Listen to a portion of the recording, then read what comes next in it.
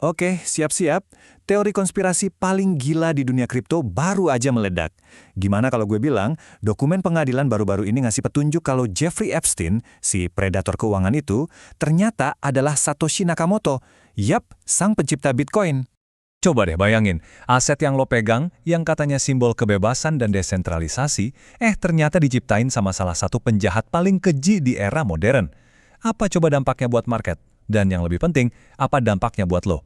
Nah, di sini kita bakal bongkar semuanya. Oke, kita langsung masuk aja ya. Semua kegilaan ini tuh berawal dari rilis besar-besaran Epstein Files. Di antara ribuan halaman dokumen, email, dan catatan keuangan, mulai kelihatan nih benang merah yang nyambungin Epstein ke dunia Bitcoin yang waktu itu masih bayi banget. Ada 3 bukti awal yang bikin heboh dunia persilatan kripto. Pertama, Epstein ini ngaku-ngaku ke beberapa orang kalau dia pernah ketemu langsung sama pencipta Bitcoin. Kedua, ada jejak transfer dana yang jelas banget. Dia ngalirin duit kepada developer inti Bitcoin. Dan yang ketiga, ada email dia ke elit Silicon Valley di tahun 2014, di mana dia ngebahas soal mata uang sejenis Bitcoin. Kalau dilihat sekilas, ini mencurigakan banget kan? Tapi sebentar. Apa teori ini beneran kuat atau cuma sensasi doang? Nah, sekarang kita masuk ke mode investigasi. Kita bakal bedah satu persatu klaim ini dengan analisis setajam silet. Bukti pertama yang langsung bikin teori ini goyang adalah perbedaan skill yang kayak langit dan bumi. Gini, nyiptain Bitcoin itu bukan sekedar ngoding biasa, ini butuh kejeniusan tingkat dewa di bidang programming, kriptografi, dan jaringan peer-to-peer. Nah, lihat perbandingan ini. Satoshi itu master C++, bahasa pemrograman yang super rumit, dan dia juga jago banget soal kriptografi. Sementara Epstein, dia emang punya latar belakang matematika dan fisika, tapi sama sekali nol besar, gak ada bukti dia bisa ngoding di level dewa kayak gitu. Pola hidup dia jelas banget, dia itu tipe yang bayar para ahli buat ngerjain hal teknis, bukan arsiteknya sendiri. Oke, bukti kedua. Ini adalah jejak digital yang gak bisa bohong, gaya bahasa.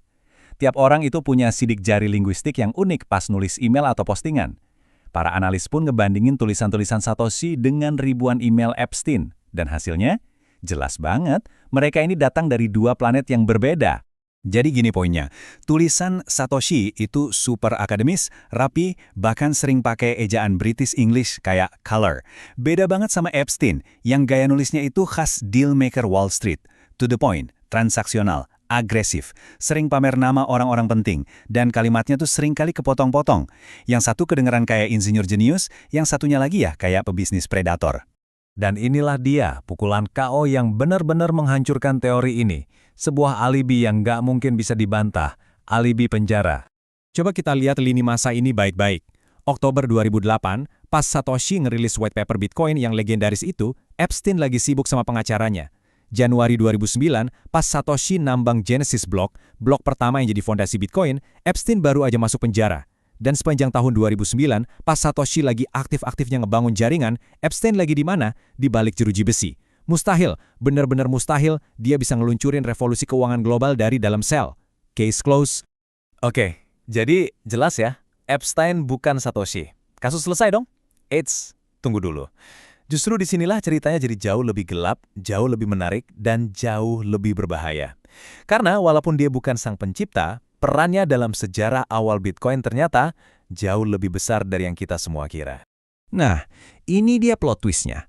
Epstein mungkin bukan arsitek Bitcoin, tapi dia mencoba jadi dalang di belakang panggung. Dia nggak menciptakan Bitcoin, tapi dia mencoba mengendalikannya dari balik layar. Gimana caranya? Begini ceritanya. Di tahun 2015, Bitcoin Foundation, organisasi yang waktu itu nggaji para developer utama Bitcoin, tiba-tiba bangkrut. Kehabisan duit. Ini momen yang super krusial. Jaringan Bitcoin bisa dalam bahaya. Siapa yang bakal bayar orang-orang yang megang kunci kodenya? Nah, di tengah krisis inilah muncul seorang penyelamat misterius. Angka ini, $850.000. Ini adalah total donasi dari Jeffrey Epstein ke MIT Media Lab. Dan ternyata, sebagian dari uang inilah yang jadi dana talangan rahasia untuk menyelamatkan Bitcoin. Alur uangnya begini, perhatiin baik-baik.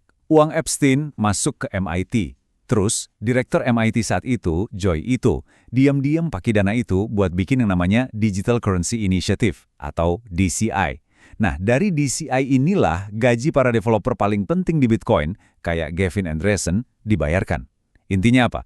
Para penjaga kode Bitcoin digaji pakai duit seorang penjahat, dan kemungkinan besar mereka bahkan nggak tahu soal itu.